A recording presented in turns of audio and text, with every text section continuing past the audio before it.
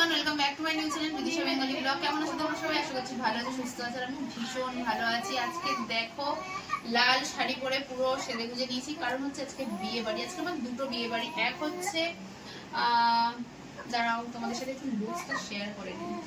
এই শাড়িটা নিয়ে একটা কথা বলি, এটা হচ্ছে আমার বিয়ের বেনারসি। তো বিয়ের বেনারসি নিয়ে আলাদা করে কিছু বলার নেই, অনেক স্মৃতি আছে। তো যাই হোক, আজকে ভাবলাম যে বিয়ের দিনে আমার বিয়ের বেনারসিটাই পরি। তো বিয়ের বেনারসি, সোনার গয়না সবকিছুই পরেছি। তো যাই হোক, কেমন লাগছে কিন্তু অবশ্যই কমেন্টে জানিও। আর আজকের আমার এদিকে আমার ছেলে করে কাঁদছে। আর আজকে আমার দুটো বিয়ে বাড়ি আছে।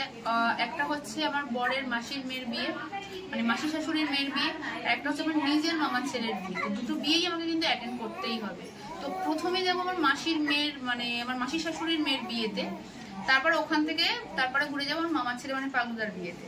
তো মাসি শাশুড়ির মেয়ের জন্য তো আজকের গিফট কেনা হয়েছে, মানে আজকে গিফট দেওয়া হবে, আগে কেনা হয়নি। দেখাই কি কিনেছি। ওর জন্য কিনেছি সোনা বাঁধানো শাঁখা। দেখো শাঁখার ডিজাইনটা কেমন ভাবে ক্যামেরা কতটা জাস্টিস করছে আমি বলতে পারছি না। একদম মানে পুরো পাত যে ডিজাইনটা হয় পুরো বরাট, আমি এই জন্য এটাই নিলাম। তো এইটা নিয়েছি ওই মাসির শাশুড়ির মেয়ের জন্য, রিয়া ওর নাম। তো আশা করছি রিয়ার পছন্দ হবে।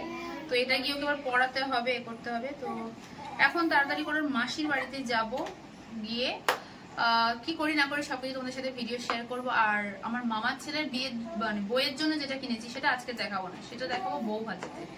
তো চলো এখন থেকে ভিডিও স্টার্ট করছি। আশা করছি তোমাদের ভিডিও দেখতে ভালো লাগবে। ভিডিও দেখতে ভালো লাগলে কি করতে হবে জানো নিশ্চয়ই, সাবস্ক্রাইব করতে হবে, বেশি বেশি করে দেখতে হবে। তো চলো এখন থেকে ভিডিও স্টার্ট করছি, দেখতে থাকো। শাঁখা বাঁধানোটা নেওয়া হয়েছে আমার বরের মাসির মেয়ের জন্য। একই দিনে বলে দিই, একই দিনে দুটো বিয়ে বাড়ি আছে।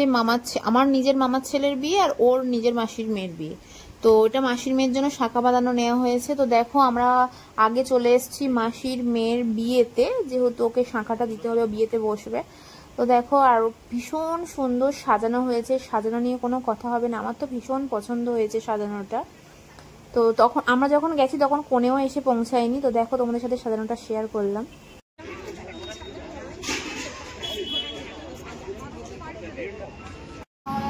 আমার আর তোমার দাদার তরফ থেকে, ঠিক আছে?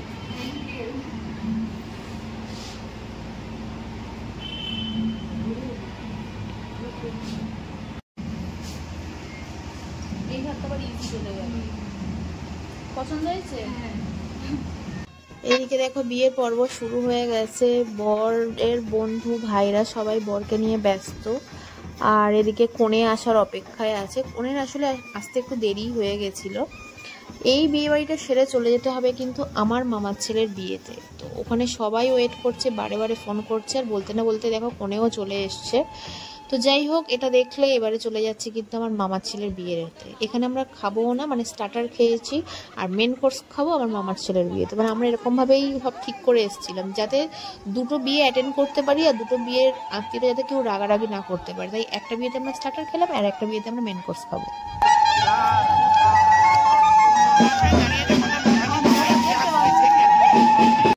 মাসির মেয়ের বিয়ের অনুষ্ঠান দেখে ফিরতে ফিরতে যখন ফিরলাম আর কি, তখন দেখছি অলরেডি আমার মামার ছেলের বিয়ে কমপ্লিট। তো আমার সেই নিয়ে একটু মনটা খারাপ হয়ে গেছে। যতই হোক আমার একটা মাত্র মামার ছেলে, না সরি এটা হচ্ছে মামার বড় ছেলে, ছোটোটাও আছে। তো আমার একটাই মামা, তার দুটো ছেলে।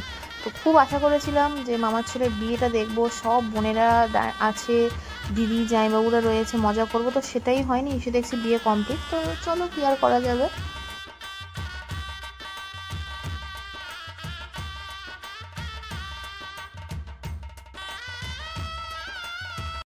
সিঁদুরদান কমপ্লিট দেখো। আর এখানে আমরা সমস্ত দিদি বোনেরা মিলে একটু ফটোশ্যুট করে নিচ্ছি। আমার তো যাই হোক বিয়েটা দেখা হলো না। তো ভীষণ ভালো লাগছে। আমার দাদা আর বৌদির এই বিয়েটা অনেক বছর ধরে রিলেশনে ছিল, তো ফাইনালি বিয়েটা হলো।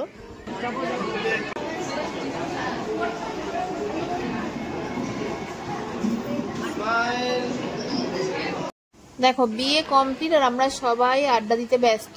দিদি, বোন, মাসি সবাই মিলে আড্ডা দিচ্ছি। ওদিকে রয়েছে আমার মাইমা। তো ভীষণ মজা হচ্ছে। একটা বিয়ে বাড়ি করলে যা হয় আর কি, আর বিশেষ করে ফ্যামিলির লোকের যদি বিয়ে হয় তাহলে তো আর কোনো কথাই নেই, আনন্দই আনন্দ।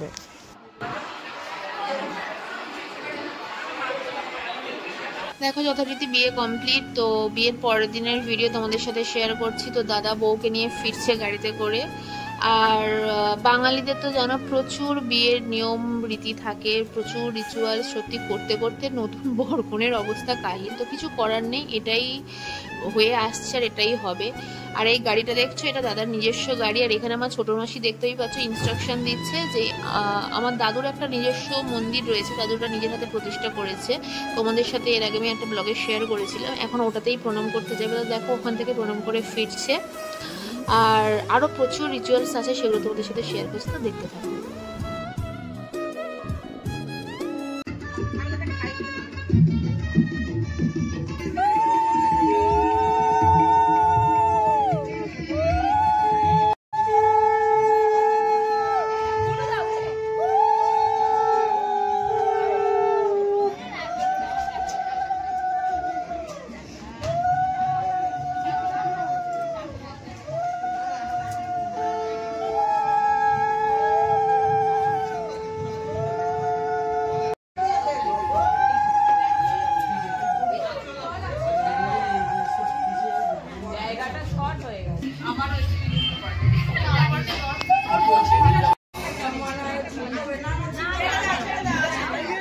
আসলে খুব ভালো।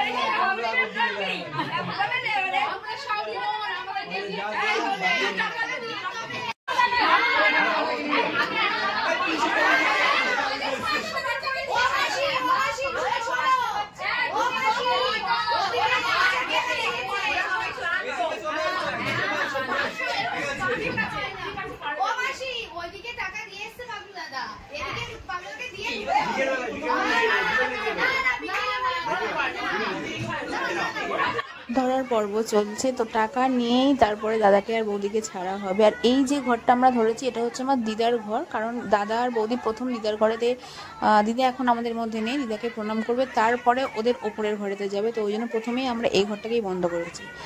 তো চলো এইসব চলুক। তো আমরা এখানেই ভিডিওটা এন্ড করে দিচ্ছি। ভিডিও দেখতে ভালো লাগলে প্লিজ চ্যানেলটাকে সাবস্ক্রাইব করতে থেকো, ভালো থেকো, পাশে থেকো, এভাবে সাপোর্ট করো। আর পরের ভিডিওতে সব কিছু শেয়ার করে দাও। তো দেখতে থাকো। তো চলো টাটা।